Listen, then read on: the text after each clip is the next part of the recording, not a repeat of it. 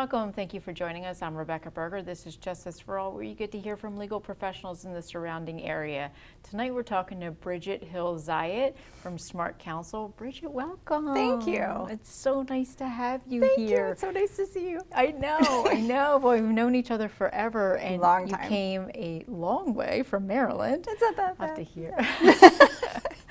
So we used to go to law school together. Contracts, yeah. Contracts. But you have taken such an interesting path in your career. Yeah. And worked not only with renewable energy, but also in the cannabis industry, which is completely blowing up at this point. Yeah, with in New Jersey so for much, sure. with so much legislation and so many states accepting it now and kind of trying to figure out regulations and so forth. And before we came on air, we were talking about, like, how did you end up here? So I was working for the renewable energy company that I told you about, there's these clients that we have, and I look at their bills, and I was like, this is a crazy high bill. What's going on here? And it's a residential rate for a commercial building, and I was like, that's funny. So I was like, can I do a site inspection and figure out what's going on? So I go down and I look at it, and it's a grow. It was a legal grow. I won't say what state it was. Yeah. But it was a legal grow. But I think because they were afraid of getting caught, they put themselves on a residential rate, and we're paying maybe $15,000 to $10,000 a month more than they needed to. And I was like, this is crazy. Why are you doing this? Let's put you on a commercial industrial rate. I'll save you about $10,000 a month. And they were so happy, obviously, because their margins are actually quite thin. You would never know it, but they are. For growing the cannabis? Really? Yeah, everyone thinks that they're printing money, and they're not. Their compliance costs are really high. Their banking costs, if they can even get one, are really high. So sometimes you're talking about like $5,000 a month just for the privilege of having a bank account. So it's a lot. Wow. They really are taxed to death. 280E, if you're familiar with it, you could look it up in the federal tax code. It eviscerates them. So what is that? What's 280E? Basically, you have to pay an incredibly high tax rate on anything that's considered federally illegal, like cannabis. Okay. So if cannabis is 100% federally legal to this day, the states allow it, and there's a whole convoluted reasoning for that that I won't get into, but basically it's still federally illegal. It's the controlled substances list on the highest tier. We're talking about like above meth. It is. Cannabis is? Yeah. Really? Yeah, over, I think, psilocybin, it's quite high.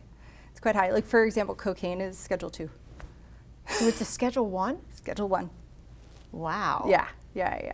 So they pay a lot of money. They were really happy. I eventually went to a private firm, and they remembered me, and there, at the time, weren't a lot of attorneys willing to work with them. So they called me up, and I was happy to do the work.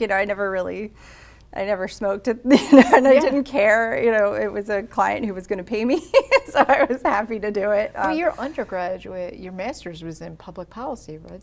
Yeah, So it was. Yeah. I think I remember. Yeah. When we were in law school, I remember because I was I was never going to be an attorney. I kind of remember that. I was never going to be an attorney. They came to Penn, where I was getting my master's degree, and they said if you do 2 more years, you couldn't get a JD. And I thought, in-state tuition, why not? And that's how it wound up happening. My plan was never to do this. Practice law. No, and I was saying to you earlier, I mean, you always knew what you were going to do, and I had no clue. Well, and it's interesting because before we came on air, we were talking about the fact that when you came out of law school, you started in the insurance industry as insurance defense work. Oh, yeah. Which is kind of interesting to me because I could never see you doing that. Oh, no, it was horrible. And Rebecca, I was terrible at it. I was so bad at it. Yeah, but I mean, to me, this is your perfect area because you were always very interested in, public policy issues. Yeah. And so you started off in energy, correct? Yeah, it was renewable energy. Okay. And so that to me was very interesting, seeing how each jurisdiction supports it or doesn't, right? So there's lots of either tax credits or not. And some things are really geared towards the community. So like having community solar, that is kind of an interesting angle to me. And cannabis too, it's a social justice issue. I really truly believe that. If you look at the people who were growing it well for years in the legacy market, they got sent to jail.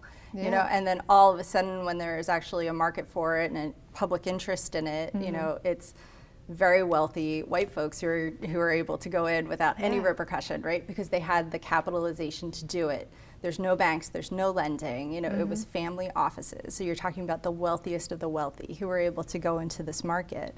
Meanwhile, the people who were doing it for generations are in Yeah. jail, right? Which is kind of interesting because now we have that, you know, now is Biden going to I don't think so. do anything about people who have these I convictions? mean, he did give a pardon to people who have low-level possession charges, which is fine. But truly, most people who have a possession charge don't just have a possession charge; they have something else. And the amount that you had to have for it to be possession was quite low, and the amount you would have to have for distribution was also quite low. So people who really had no intent to distribute were put in jail for distribution, and they're still in jail. So, you know, I think it's like crazy. a nice intent, but I don't know that it's enough. And I don't know that Biden has the motivation really to do anything. I mean, if you look, he was a, you know, how do I say this nicely?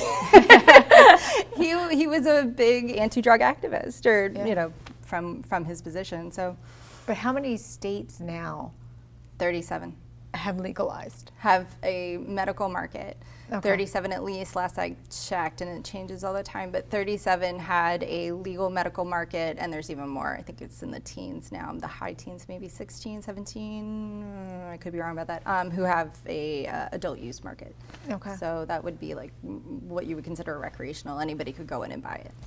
So now you actually consult with not only, you know, the regulation and the banking, but also the renewable energy Right, side because of it's this a as well. huge consumer of energy. If you look at most of the states, especially on the East Coast, have these rules where you have to grow it indoors, which means that you have to have an incredible amount of energy to do that. So not only the lights, but then the HVAC to cool it off, because you need the lights to grow, but the lights could cook it if you leave them on or you don't regulate that temperature. So the lights are going, and then you have to have the AC on all the time to cool it off so that you don't cook the plants, you know, so it's an incredible consumer of energy. And if you can find a way to sort of take a tax break for using a renewable supplier, or buying a REC, or doing any of those things, that, you know, definitely could help at least the environmental impact of it.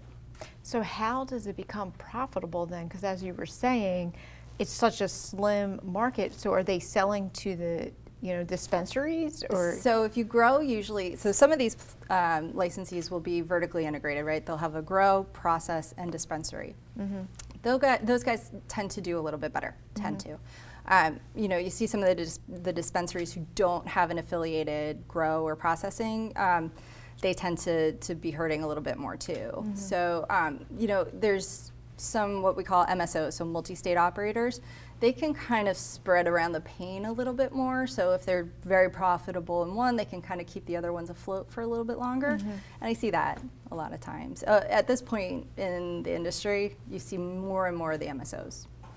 Well, because I mean, now we have more states allowing it. Yes, so yeah. then So the you have guys the who ability. started out in Colorado and California are out here now, and you Well, see because them. you would think that they have the most experience in doing this because it's been legal for so long. But also maybe a level of arrogance as well, right? Because you see the folks from California and Colorado come out here like, we know what we're doing, and okay, but it's really humid out here. You know, like you go in the mid-Atlantic, it's like Thailand, Vietnam, you know, like super, super humid. Yeah. And so when you go to grow indoors in a humid environment, mold becomes a serious issue. And if you have regulations that say, like, you can't use XYZ herbicide to kill the mold, or, you know, you're kind of stuck. You can either remediate, if you're lucky, and sort of process it down, or you lose a crop. I mean, there was an example in Maryland where someone lost $6 million crop. Wow. Because of mold? Because they got mold, and then they used an herbicide, and the herbicide was not allowed by the regulations, so it was trashed. So who is doing the oversight then? State level commissions. So usually it starts out as a medical commission. The medical commission has regulators, and they draft the regulations. So it's a delegation usually of gubernatorial power, or however the state usually does it. A commission that drafts the regulations, and then the regulations are sort of what guides the growers. Okay. So then who comes in and finds out that they use the herbicide? Inspectors, right? So there's inspectors for the regulators. They come in and they do the compliance work. Which is a lot of what I do. So are right? they testing the soil? Oh, they'll test the plants. Yeah, Ah, so they'll okay. take, depending on how that state does it, they'll take the plants, they'll do batch testing, and so they'll, do either plating or PCR testing and see like, okay, what's in this plant that we're then giving to patients or even to just regular Almost consumers. like DNA test. A lot of it will come from food safety. If you see the plating, so they'll just take a sample, they'll put it on the plate, and everything that's there they'll look for, as opposed to a more like refined PCR testing where they're like, okay, we're only looking for these bad guys, and we found XYZ bad guys in this. Wow. So tell me what it is that you do. So they're hiring you. They come to Smart Counsel and they say, Bridget, we're having a problem. Go. So I would do compliance checks. A lot of times I'll go through and be like, what are your processes? And then compare that to what the regulations are. A lot of times what I do is call up the regulators and be like, guys, my clients are good actors. They're trying to do the right thing. What's going on? A lot of it is just picking up the phone. And then other times, if they are in trouble, you got to do a little representation in front of an administrative law judge. Or, whatever we need to do to make sure that they stay compliant and keep their license. And then my partners will do corporate work. So if they decide to sell or somebody decides to do an application so they can win a license in a competitive market, we can do that too. And then ultimately sell if they decide to sell. So you're starting from soup to nuts. We do cradle to grave. Yeah. Yeah, I saw that. Cradle to grave, which is kind of an interesting concept. Yeah. I mean, there are happy funerals in this, right? There are some folks who win a license and they'll sell to an MSO, and that's generational wealth if they're lucky. That'll change lives. Other people will hang on and operate, as they will. So it's pretty cool. So are you doing it across the country, I'm assuming? So some of them, I mean, most of these guys are in lots of markets. I'll do mostly the Maryland work or the Pennsylvania work. Sometimes we'll have stuff all over, but I try to stay in my lane. I don't want to kind of go out into an area where I'm not as familiar. And I think too, having the relationships with the regulators is super helpful. Being able to be like, hey, I don't understand this. I don't think other people do either. Can you explain it? I've been in it long enough where I can usually, if I can't call directly, I can get around to someone who can. Someone who can actually help you. So are the regulations constantly changing for the growing? Depends on the jurisdiction. If you look at California, they have these temp regulations that were issued, and then like maybe a month later, the permanent ones came out. So it depends on the jurisdiction. I mean, Jersey's very tumultuous right now. They're coming out with everything. Maryland is going to have a whole new change too. There's going to be a ballot measure in Maryland in November to create an adult use market similar to New Jersey. They're hoping to have the regulations in place in Maryland, which they did not have in Jersey. But that's Jersey. So yes, in a word, it changes a lot all the time in different states too. So are they using like one specific states like as basically a copy of for different regulations? Because like, look, we have, for example, I go back to Colorado because it's been legal there for a long time. Are they looking at those regulations and saying, hey, we could probably mimic a lot of these in our own state? I think people do that initially. When Colorado was the only actor out there, yes, 100%. And then, they'll see things that don't work and they'll go, oh, we don't want that problem. So for example, Denver had issued a ton of licenses and there were just too many players in the market. And so they slowly kind of clawed them back. And you see that, maybe I suspect something similar is going to happen. Well, something similar did happen in Oregon. Oregon was overproducing. The price per pound plummeted. When that commodity price goes down, everyone suffers. And I think a lot of that product leaked into the legacy market and went into the other states. So, you do see some of that happening, but the regulations evolve with the market. You find the problems, the regulations change to address those problems. So I would say some of the, the examples I see now would be some of the local jurisdictions in California tend to be, innovative, especially when it comes to social equity, making sure that everybody is able to apply for licenses, whereas... So it's not just the super wealthy. Yes. It's people who maybe have been around for a while. Right. So that seems to be a place where some good ideas are coming from in that area. But everything changes so fast. I know New York, a lot of people were looking at New York. Illinois had some really great ideas with these micro licenses so that you don't have to be a billionaire to apply. And you could have something smaller, like a craft grow, where you're maybe growing something that commercially very appealing, but might have a strong, good market if you made it in the right size. So, you know, maybe 3,000 square feet instead of a football field. That Almost like a craft beer. Yes, yeah, you could massage the leaves and whisper sweet nothings to it every night. You know. Well, and I want to talk to you a little bit further about this because it's so interesting. I mean, it's such an evolving field at this point. Yeah. Because there's so much going on. This is Justice for All. I'm Rebecca Berger. We'll be right back after this commercial break.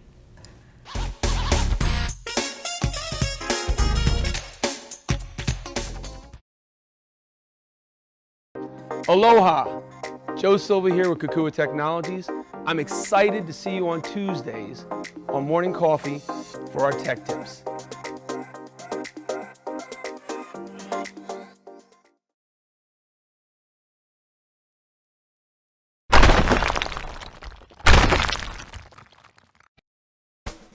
Let's face it, lawyers get a bad rap.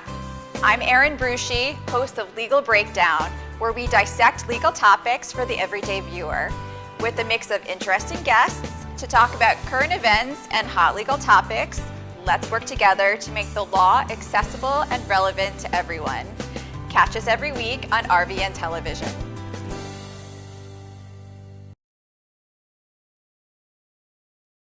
A stroke can be easy to detect. A loved one can't speak, perhaps they can't move. But there's another sign of a stroke that many of us can't see. It's called spatial neglect, and it can occur during or after a stroke, causing distorted visual movements. Fortunately, there's a solution by using optical prism technology during rehabilitation. If you or a loved one have experienced a stroke, ask your doctor about spatial neglect.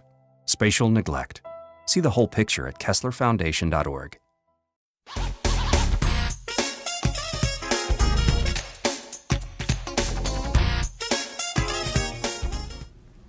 Welcome back. I'm Rebecca Berger. This is Justice for All, and we're talking to Bridget Hill Zayat.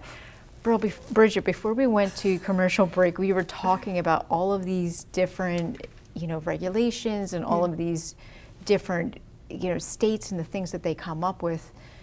I'm just fascinated that they now are coming up with the concept of like the microgrows. Microgrows. So where would the market be for that? So I think, if you want something, well, let me compare it, right? Okay. So you have the sort of Coors Light growers where it's going to be consistent, on time, maybe not the most nuanced of experience consuming it. And then you'll have people who are doing magic stuff, right? They're creating genetics that are, you can smell some plants and it'll smell like a mango. Like truly, you wouldn't be able to tell that it's not a mango when you smell it, you know, and that might be what they focus on. They like this like myrcene sort of smell, and it's real fruity. Or you might get something that's like really piney, and they want to combine those two things. They get real into it. Some real nerdy It's almost people. like winemaking. Like that's what, in my 100%. head. Like that's what I find it to be. Like I'm analogizing in my head to like when they're talking about different fruits and flavors. Absolutely. I had no idea that Yeah. the cannabis growing industry was similar. It's every bit as nuanced. I think it's just less socially acceptable, right? There's been generations of sort of dogma kind of poo-pooing it. But I truly think that has been an artifice, basically just for government to sort of create another and to take rights away. So there's a really good article called Legalize It All by Dan Baum. And it was in Vanity Fair maybe 5 years ago. And I definitely read it if you can, but it basically explains it's been a political straw man for years. It keeps certain people from voting, which keeps them from protecting their rights. Well, and that's kind of interesting because a lot of people will say, well, just tax it, make it legal at this point. What's the purpose of this? Right. But then again, if you go, so I guess an interesting question, do you see that the fact that it's legal in certain states, like for both political affiliations that may be more pro, Republican or pro-Democrat? I think it's one of the truly last cross-the-aisle issues. You'll see people who are maybe more libertarian Republicans who are for it because they're just like, I do not care about the moral judgment on this. I just want to collect the tax and use that for something, right? This is a vice, in an adult use market. Yes. let's tax it as such and fund something good. Okay, and then you see sort of the more lefty Dems who are like, you know, this is wrong, we've been putting people in jail forever, you know, this is probably not as harmful as alcohol. Why are we doing this? This is racism. Let's just call it what it is and legalize this. You know, so it appeals to both sides for sure, but you still get, you know, blowback. There is the ballot measure I mentioned in Maryland in my neighborhood, and we have signs up, you know, past this in November, and there was a group of maybe some of the older residents in our neighborhood who are not pleased and let it be known. And you know, wow, yeah, educated, smart people, and you know, and from both sides of the aisle. So you know, I know that. Well, you're right at the hotbed of it too, because you're right outside DC, so you get to hear a lot of what's going on. Yeah, people are super politically active and involved, and they know what's going on, and they have lots of strong feelings. Do you get to hear those strong feelings? I sure do, Rebecca, I sure do. Well, you actually speak about this issue.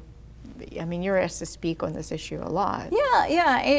I taught the class at Stockton, and then I do some of the conferences on it. And I think, you know, people are a little bit more willing to hear what I have to say now than maybe when I started. It's not as scary to them. And I think also when I go into a political office, you know, just somebody's mom, right? Yeah. You know, so it's a little bit less scary when I go in. I'm like, it's okay. You know, let me tell you about it. Let me explain this to you. Yeah. So what do you think is the biggest pushback? I think a lot of it is fear. You know, I hear a lot of this like gateway theory stuff, which I think is hilarious because anybody who went on to harder drugs probably had a beer before they smoked some weed, right? So, you know, I don't find it very convincing. And actually the man who drafted that, who worked for Reagan, lives across the street from my sister. I think it was Dr. DuPont. You know, so it's a little bit awkward, right? You know, having like neighborhood barbecues, and I'm just like, you've ruined so many lives. But you know, I think people generally are much more willing to hear about it, and so the talks are much more enjoyable now than they were initially. So now people, what do you think that people want to know the most when you're asked questions? I think people think they can just run out and apply and get a license and don't have a real concept of how expensive it is to keep compliant, to get the license, just the capitalization you have to have to start out. And it's not a mom and pop shop anymore. It's not 1996 in California. You have to have millions, truly, to even start. And I think, you know, to our detriment, I'm sure there are people who could do lots of good stuff if they had millions, but don't. I think that's probably the biggest misconception I hear. They also, I think, think I'm a pothead. I'm just like, I have a 1-year-old. So you're I gotta function. Probably not going to be doing that. No, yeah. So I mean, I think those are the two big ones I get the most. So what issues do you face in your practice the most, do you think? I like most of my clients. I don't get a whole lot of grief from them. I think sometimes, you know, they'll be faced with a ridiculous regulation and there's like sort of an outrage. And I understand it's frustrating, especially when it's your livelihood and you're trying to do the best you can and a rule is absurd. For years, you had to have, you know, cement walls that were 2 feet thick and all the crazy stuff that was written, regulations that were written out of paranoia, truly. And it's expensive to keep up with stuff that is unnecessary like that. And you would go to some of these, especially the medical dispensaries, and you walk in, I guess the impression is going to be it's a bunch of 20-year-old, you know, like potheads, and it wasn't. Like you would walk in and you would see walkers and wheelchairs. Like these were real sick folks who needed this.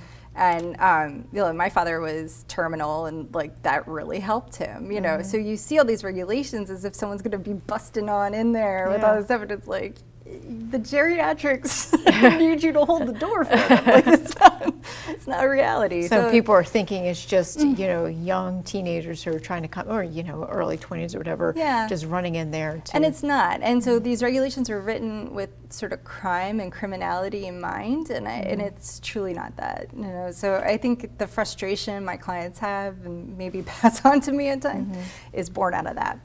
So do you think that it's slowly starting to change from the criminalization piece of it? Sometimes, yeah. Maryland, definitely. You would see initially the head commissioner in Maryland was an ex-cop. right? So Okay. that really does kind of Make a it difference. shows a really great example of what I'm talking about. And then after time went on, less and less, you see business people, developers, people with a background in food science, you know, that sort of thing. I think it's more appropriate. You need somebody who understands medication and maybe more of a pharmacy regulatory system and less so prison. So do you see that these people who decide that they're going to start, you know, growing and then maybe a dispensary, are they actually consulting with like a food scientist or maybe even physicians? Yeah, definitely.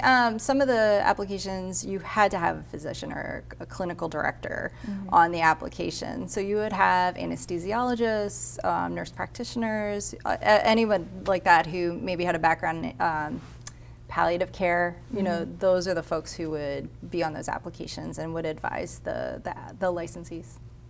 So what do you say would be maybe the craziest thing you've seen in this industry? The IRS had to set up a little shop where they could receive their tax money in cash, because because there's no banks. A lot of licensees couldn't get banks and still can't get banks. In the beginning, it's a huge issue. It's dangerous. People die because they're walking around with bags of cash.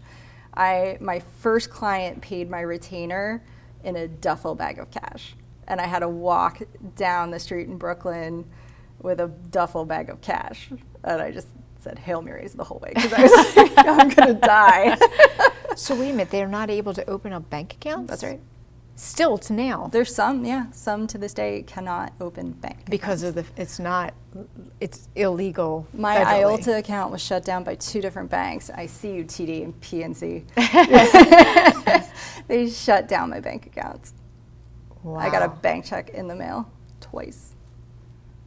Well, I mean, I guess because it's all new, but they're legalizing I'm not it. even. You're not even. I'm an so- ancillary business. I'm Yes. not what they say, like plant touching. Yes. So I don't know how So that. what was the justification for it? No explanation. Oh, well. Guess that was helpful. Yeah, I was like, okay. So here we go back to the fear. Yeah. The fear mongering and Exactly. being fearful. Bridget, if someone wanted to contact you to retain your services, talk to you about regulations, talk to you about, you know, renewable energy, because all Yeah. of this is so intermingled, it's so interesting, or, you know, growing. Sure. How would they reach you? So they could email me at bridget@smart-council.com. It has been a pleasure. Thank it's you so so great much. to see you. So fun. Thank you for coming. This is Justice for All. I'm Rebecca Berger. We'll be back next week.